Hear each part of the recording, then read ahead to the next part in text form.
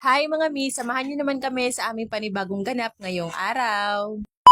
Ito talaga mga anak namin kapag katulog para talagang orasan. Tingnan nyo naman yan at kung ano-ano naman nga ang pwesto nila. O bali, eto at nagsaing na nga pala ako. Sinugasan ko na rin itong mga plato namin. Hindi ko na rin talaga ito nahugasan kagabi dahil alas 12 na rin ng madaling araw ako nakatulog. Meron kasi ako inedit na video tapos meron din akong ibang inasikaso kaya ayun alas 12 na ng madaling araw nakatulog. Walang time first sa pagiging nanay kaya kailangan talaga nating magising ng maaga. Ito at nagsalang na din ako ng mga labahin namin para habang may ginagawa ako isasampay ko na lang din yan pagkatapos. Diretso ko na nga din pala yung sabon dun sa damit namin dahil ganun din naman kung ilalagay mo dun sa box ng sabon. Tulo lang din naman dun agad sa damit. Gising na nga din pala lahat ng mga bata at eto ang kambal namin papaliguan na ng papa nila. Naligo na din kasi yung papa nila kaya isasabay na lang din daw niya yung kambal namin. Tapos ako heto at mag-aasikaso na rin para sa uulamin namin sa para sa umagahan. Late na nga din kami nagising kaya magluluto na lang ako ng tuna na may itlog. Naubusan na nga rin kami ng sibuyas kaya ayan at bawang na lang yung pinanggisa ko. Kakatamad na din kasi pumunta dun sa may kalsada tapos gulayo din yung bilihan ng gulay. So, kami palagi nagdedelata mga miha. Pagkakailangan lang po talaga na mabilis ang luto. O, ang sarap din nito mi ay na tuna na may itlog o kay itlog na may tuna. Habang hinihintay kong medyo mag-dry na yan at maluto, eto at liligpitin ko na nga din itong mga pinaghigaan namin. Sumugod na rin kasi dito sa bahay ng mga bata para makipaglaro sa mga anak ko. Pero mga pamangkin ko lang din naman yan mga mi at yan nga nasa unahan asawa yan ng aking kapatid. Ito rin talagang bahay namin mga mi, tagpuan din talaga to ng mga pamangkin ko at gustong gusto nilang maglaro dito sa bahay namin. Anyway, eto nga at kinuha ko na yung kambal dahil tapos na silang paliguan ng papa nila. Fast forward tayo, eto at nasa simbahan na rin pala kami. Eto nga si Baby Ian, nakikisabay nga siya sa kagalakan ng mga tao sa pag-worship sa ating Panginoon. Opposite din talaga sila ng ugali ni Baby Ayon. Ito kasi si Baby Ayon, napakamahinhin at tahimik. Pagkatapos nga din namin magsimba, bumili kami ng ulam tapos nagpahinga na rin kami dito sa may plaza. Sobrang tirik na tirik din kasi talaga yung araw. Ito nga si Baby Ian sa kakatakbo ayun at nadapa na nga. So the rescue na nga agad ang ate at kuya. Pero ayun, ang tapang din talaga ng batang to, hindi man lang umiyak, tumawa nga lang. Pagkadating sa bahay, diretso na agad asikaso para sa pananghalian namin. Bumili na nga lang din pala kami ng lutong ulam. Hindi na kere magluto pa dahil mga bandang 1 PM na din kami dumating sa bahay. Doon na din talaga kami sa lapag kumakain mga mi kasi mas komportable talaga dito lalo na kapag ka magpapakain pa ng bata. Sobrang kukulit din kasi talaga nitong kambal namin kapag papakainin na. Kaya ayun yung mesa namin ginagawa na lang patungan ng mga pagkain. Ito nga si Baby Ayon or si Ian ba yan? Hindi ko napansin ganyan na pala yung pinagagawa niya. Napakahirap pa man din talagang pakainin ng batang to at weather lang din talaga yung gana niya sa pagkain. Mga bandang alas 2 ng hapon, napapasayaw nga itong si Kuya Zaiden dahil nga aalis kami. Hindi kasama yung kambal at papa nila, kami lang tatlo ang aalis. Kulang talaga sana yung aalis kasi isa lang din naman yung bibilhin ko pero eto pinapasamahan nga ako ng papa nila ni ate at kuya. Nga daw kasi meron akong kadate, Diyos ko dahil. Kaya eto at dumiretso na lang din kami sa mall dahil bibili na lang din ako ng snack namin. So bali dito nga pala kami unang pumunta sa Watson's. So heaven talaga sa ating mga babae ang lugar na to. So ayun, yung bibilhin ko lang talaga is deodorant. Bili nga rin sana ako nitong Korean skincare tapos nitong sunscreen kaso ang mahal man nila day. Kaya ayun, deodorant na lang yung binili ko tapos bumili ako sa isang stall nitong Perfect Skin. Baka sakaling baka mapaganda ako nito. Charot!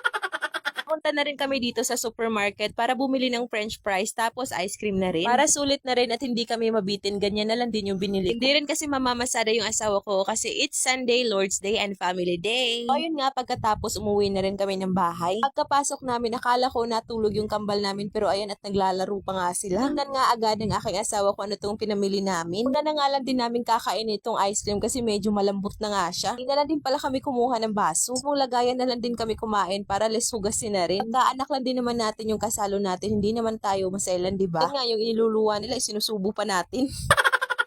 Yun, pagkatapos din namin kumain dyan, maya-maya niluto ko na rin tong french fries. Pili nga rin pala ako na 1 kilong mantika, tapos ayan, nag-refill na rin ako dyan sa bottle condiments namin. Naisipan ko magluto ng french fries kasi napapansin ko kapag kumakain kami sa Jollibee, talagang napakatakaw ng mga bata kumain ng french fries. Kaya eto at bumili na talaga ako ng 1 kilo. Minsan-minsan lang din naman to mga mi, kaya pagbigyan nyo na.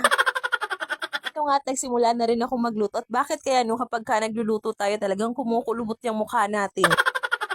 So ayun nga mga mi, habang hinihintay kong maluto yung fries, ginugupit ko na nga din itong sumali sa pamechanics natin nung isang araw pa yata yun. Yun ko lang talaga naasikaso kasi sa sobrang busy. Kunting handog mga mi para sa suporta ninyo sa amin. Siguro bukas po ako magla-live dito mga mi. Anyway, eto nga at luto na itong french fries namin. Uy, natatakam na rin yan. Mag-order ka na lang 7,000 Jollibee Delivery. Anyway, eto nga mga mi at kumakain na rin kami. At maaari talaga mga mi, nagbibigay talaga kami ng oras para sa banding naming magpamilya. Di masamang kahit once a week magpahinga din at magbanding kasama yung mga anak. Di kailangan sa sosyal na pamamaraan, kahit simpleng salo-salo ng baga, napakasarap na sa pakiramdam. Anyway, mga bandang alas 5 naman ng hapon, heto at pumunta nga kami dito sa sementeryo para makalanghap naman ng preskong hangin tapos maipasyal na rin yung mga bata. Kahit baga sementeryo lang to mga mina ko, napakaganda po dito. Noong mga bata pa nga kami, dito kami madalas pumupunta para maglaro. Tapos kapag ka maililibing, nanghihingi pa nga kami noon ng tinapay. Private cemetery din kasi talaga ito mga mi at ayan, napakalawak pa din talaga ng lugar. Tagal-tagal na rin na hindi na kami nakakapunta dito. Sila Ate Megan talagang sinulit nila at panay nga yung takbuhan ng mga bata kasama ng mga pinsan niya din. Sobrang cute nga din itong kambal namin. Ito nga din pala ako noon mga mi, nag-practice mag-drive ng motor. At marunong na nga rin ako mag-drive at pumupunta na nga rin ako sa lungsod na ako lang mag-isa. Ang pinagsikapan ko din mga mi, matutong mag-drive ng motor para kahit papaano kung pupunta ako ng lungsod, less na rin sa pamasahe, diba? Sinakay ko na nga din pala itong si ate at si Kuya Zaiden. Bumalik rin naman kami agad at eto nga si Bibi Ian, sinalubong nga din kami agad. Diyos ko, kabilis lang talaga ng panahon yung kambal, napakabilis ng tumakbo. Kauwi nga din namin, eto nga at nagluto pala ako nitong manok. Hindi ko nga lang na i-video kasi nalobat na yung cellphone ko. Busy nga itong si Ate Megan at papa niya, tinuturuan nga siya sa kanyang module. Kailan linggo na sa kapa niya talaga tinapos yung module niya, kaloka. Nagmo-module pa nga sila dyan, heto't nagsandok na rin ako para sa hapunan namin. Kasi talaga may nagtuturo kay Ate Megan sa module niya yung papa niya. Ewan ko ba, pero napaka-eksi talaga ng pasensya ko mga mi pagkadating sa pagtuturo. Minsan pa talaga dati pa hindi ko talaga pinangarap maging teacher. Kung nagkataon baka napatulpo na ako ngayon. Charot. Anyway mga mi, nauna na rin pala kaming kumain sa kambal kasi hindi pa man kami nakauwi ng bahay. Ayun yung kambal nakatulog na. Kaya mga mi at sabayan nyo kaming kumain. Sobrang sulit nitong tap water purifier na ikinabit namin dito sa aming faucet. From Kanazawa nga pala ito at nakakatuwa din dahil meron pala siyang kasamang 5 adapters. Kaya compatible ang mga adapters na yan sa mga faucets na nabibili natin sa market. Kaya hindi ka mag-aalangan kung compatible ang filter na yan sa gripo nyo. With high quality food grade material na nga din pala ito kaya safe and harmless. Dual mode na rin yung kanyang water outlet tapos may kasama pang extrang filter. Made of ceramic pa yung kanyang filter with 7 stages of filtration. Napakadali lang din naman ikabit basta sundin mo lang yung instruction. Hanapin mo lang yung compatible na adapter dyan sa faucet ninyo tapos ilagay nyo dyan. Ito nga pala yung faucet namin at tatanggalin ko lang yan. Make sure na lagyan nyo din ng maliit na goma yung adapter para maiwasang mag-leak ang tubig. No worries kasi kasama na din yan sa accessories ng tap water purifier natin. No electricity needed na din to mga mi at napakadali lang din ikabit. Dahil dual mode itong kanyang water outlet, yung isa ay para sa filtered water, yung isa naman ay para sa raw water. Itong filtered water ay para matanggal yung residual at mga water impurities. Kaya pwede na rin tayo uminom dyan ng tubig sa ating faucet directly. Mas safe na rin iyan pang sabaw sa mga ulam na lulutuin natin. At eto namang raw water para yan sa paghuhugas ng ating mga plato at mga kaldero. Nga after ng ilang days, eto na nga yung naging itsura ng filter namin. Yellowish na siya kaya napatunayan talaga ng filter na to na hindi 100%